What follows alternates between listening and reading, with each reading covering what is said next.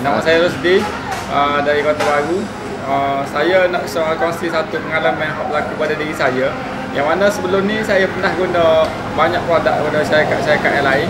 Tapi masa first time saya pergi kat BDC, saya diberi hadiah oleh Cik Rusdi dan juga Cik Ramzu sekotak kopi acai berry. Saya minum dekat SPU pada gitu sebelum balik ke Kelantan lebih kurang pukul 7 malam. Ni kopi ni. Apa yang saya rasa pada diri saya masa saya bawa kereta. Sebelum ni, walaupun saya guna kopi kesihatan daripada syarikat lain, rasa penat dan letih tu tetap ada walaupun sikit.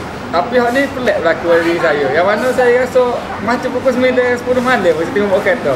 Sedangkan masa tu dah pukul 2.30 pagi. Sampai saya ajak kawan saya telefon kata kalau nak rasa kopi ni boleh saya bagi rasa. Memang rasa kecergasan dia memang lain macam. Stamina kita, mata rasa tak ngantuk, mata rasa tak letih.